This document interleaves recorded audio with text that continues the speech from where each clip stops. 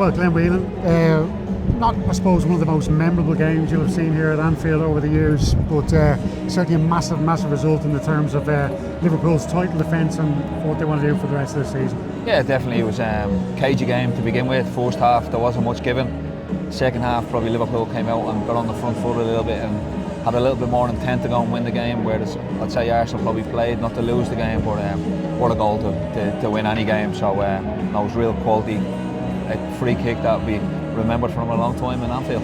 Yeah, absolutely. Like Dominic Szoboszlai, the player's been shifted around now at the start of this season, a central midfielder by trade. He's had to deputise here right back for the last couple of games. He certainly doesn't look like a player maybe who, I suppose you might say, get the hump or something like that. No, he's just slotted in and he actually looks like a right back, doesn't he, when he's playing. I'm sure he'd want to be more of an attacker and running through the gut of the midfield, but no, he's a team player for Liverpool and he's come up with the goods, and he did the other night as well when he played against Newcastle, so he's no, he just goes to the importance how good he is and what he brings to this Liverpool team. There was a lot of talk in the build up to this game, I think, from anybody, you know, the experts watching Liverpool and analysts who've been watching the game over the last couple of weeks, supporters as well, that there seemed to be a bit of a concern about Liverpool's defending, that there were holes there. Like, to actually come away from this game against your title challengers or your title rivals with that win, but also with a clean sheet as well, how important is that? Yeah, no, it's massive. Listen, it's a patched up defence at the moment. We're obviously a midfielder playing right back, and Kerker's brand new to the football club, and now there's been a little bit of noise about Konate maybe coming or going, and that doesn't help, but they've conceded soft chances and conceded goals, and now they've come out today and obviously got a clean sheet against, like you said, their biggest rivals, and now just gives them confidence about how good they can be, and I think Kerkez has shown a little bit of today of what he's all about. Yeah, absolutely. Konate, is he a player, like we've seen him going off injured there, so that could scupper any deal if there was one in the workings in the background, but you'd imagine he's a player that Arne Slot wants to hold on to. He maybe hasn't had a great start to the season. Do you think that's, what would you put that down to? No, it could be anything. Obviously, there's a little bit of noise, probably not from his camp or Liverpool's camp, but I think he's got a season left, so anything could happen, but it doesn't help when you come in and there's noise that you might be doing this and you might be doing that, or Liverpool's probably trying to bring in another centre-half themselves. Now it can frustrate a few people, but no, he still has to go out. He's a professional. He has to go out and do the right thing, and now today he was much better than what he's shown over the last couple of weeks, but that could be just a confidence thing, I'd say. Yeah, absolutely. Across the board at Liverpool, actually, I should mention Milos Kerkez as well, because another player that, and we mentioned in commentary just that he'd maybe been struggling to find his feet in this Liverpool team and not getting to do what he wants to do, which is attack as well as defending. He certainly made a huge contribution in that second half as well, and I suppose maybe more so defensively. Yeah, he's obviously been asked a few questions with Mataduke first half, and then the young lad that comes on. But it just takes a bit of time. It's a new club, it's new living facilities and what he's doing, so it just takes a bit of time to settle in, and then if you do have a couple of shaky games, the crowd can get on you. But also Andy Robertson's a crowd favourite, and now there's a lot of fans who've seen Andy over the years and what he's done for this club, so again, like I said, a little bit with confidence, and hopefully that will help him going forward, because second half he was much better, and there was a few questions asked of him and he stood up and handled it really well. Yeah, Andy Robertson given the vice captaincy this week because of the exit of Trent Alexander-Arnold. What's it going to be like for him as a senior player in the squad? You've got this new fella coming in, he's after taking your place. How does he react to that? Oh, there's two things you do. You moan and groan and you won't get back in, or you knuckle down and work hard, and I'm sure Andy, knowing him a little bit like I do, that he'll give the back into Kerkez, and now it's going to be a good shootout over the season to see now which one it is, because there's going to be a lot of games for Liverpool in Europe and the cup competition, so Andy's getting that a little bit older and he probably won't like it, but now it might help him having a partner to share the load. You could say maybe we saw a bit more from Florian Wirtz today. Like, I don't know what you feel about Arne Slot, the players that he signed, how he wants that midfield to work. Like, how do you see it? Do you see Gravenberch, McAllister, Wirtz almost like a triangle in the middle of the pitch? Yeah, is that how he wants it? I think there's a lot of moving parts. I think there's a lot of rotations in it. There's not one particular sitter, or there's not one who runs off and makes runs in behind. We've obviously seen Wirtz today played as the 10 or the woman in behind the striker.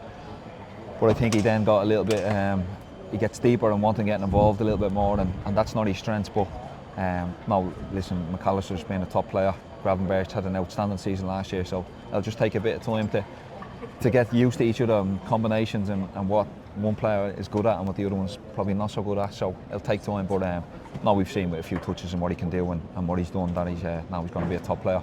Comes with a big price tag and there's a different type of pressure, but I'm sure he can handle that. Does it come with pressure? Yeah, like, I'm trying to think, been at any clubs where a player comes in with a big price tag and. No, it always does, doesn't it? Because that's what everyone always talks about. It's obviously he's a creative midfielder, so it's not all about the goals and the assists. When people see the work rate that he puts in, but no, it's a big price tag, and it can. I'm sure it won't, but it can help, especially if you don't get off to a good start. And all he needs to do is he's probably just get off the mark and a few more assists, and now the crowd, especially at Anfield, will come up and have a typical song for him in no time, and now we'll go on and produce him and what he can do. Yeah, absolutely. It's a massive win for them, and I think it sets them up for the season really well, considering they haven't been playing at their best. Arne Slot might have a couple of injuries now to concern over the close of the international break. Like, I don't know, listen, I'm not disparaging any players that were taking part today. Like, from your experience over the years, did you ever see maybe players getting a bit of a cramp or a knock, 5 minutes before the end of the game, before the international break? Like, it would seem maybe before World Cup qualifiers you wouldn't expect it, but maybe is there a case where sometimes club players are minding themselves? No, it's difficult because, listen, we're still only at the start of the season. Obviously, with the Premier League lads, they've had a shorter break. They've gone off and some lads have had the Club World Cup and some would have friendly internationals or whatever it may be, so no, it'll take a bit of time. I think of just looking at the team sheets there with Liverpool, I'm sure they'll probably want to strengthen the bench a little bit more because they've got a young lad, Rio, who's only 17, and they'll want experience because they're going to need it throughout the season. So, like I said, the window shuts tomorrow, and once that's shut, then now every squad can settle down, and everyone knows then you're in to work hard and get your spot, or you're in to work hard and keep your spot. So I think everyone up and down the country, especially in England, will be happy once that window shut tomorrow. Yeah, especially the managers. Looking at Arsenal, then, like, it's a bit of a body blow, isn't it? Like, you kind of feel if one team was going to lose this today, that Arsenal were a team that couldn't really afford to lose. You feel? Yeah, I think so. I mentioned earlier, I think Arsenal came with the intent of, I felt, not to lose. I didn't feel they went out to try and absolutely go and get the 3 points. They were getting dominated the second half, and he did make it the attacking substitutes, bringing on Martin Odegaard and Eze. But it was probably a little bit too late because the tendency and the tempo and everything's going Liverpool's way, and it's difficult as you come on as a sub. It takes you a little bit of time to get in. But now I've mentioned the goal, the tip off the claim for territory is like, it's just not Arsenal-esque, is it? It's not seen it over the years, and that was the only disappointment that we've seen. I felt like they didn't want to lose the game rather than going out and try and win it. And look, you have a really good eye on this because you're a former central midfielder. Like, I'm looking at Zubimendi there today, and I didn't see a player that really put a stamp on the game. Yeah, you could say that about a few of the Arsenal players, especially that first half where Liverpool weren't great and you think you could go and get the grips of this game. Zubimendi wasn't great, Moreno wasn't great in them type of roles. They've done an outstanding job for the team, as in work rate and staying to a shape of the structure. But actually what you're on the pitch for is Zubimendi is supposed to be a controller and he's supposed to dominate, and now everything's supposed to come through him, and obviously Declan, what he gives you, energy and pace and getting to box and these set pieces, but we didn't see too much of that today, which is disappointing. And Odegaard being left on the bench, like, that's something maybe that could be causing Arteta problems a few months down the line, because you're leaving your captain out of the starting team for a massive game like this. He's not going to be happy, is he? Yeah, no, the only thing I would say is he did come off injured last week with looked like a shoulder injury, so that probably just protect him a little bit. Or this was tactical. They went in with Moreno, who's probably a little bit more sturdy, can probably move around the pitch a little bit and probably got a little bit more of a defensive mind rather than Odegaard. But like I said, he's your captain, he's your go-to, he's the one that should be driving and pulling that team up and down to get the 3 points. So listen, I'm sure there's headaches for Arteta with the squad and the players that he's got every week, but it'd be definitely something to look at to go, coming to Anfield and not losing is probably not the way forward.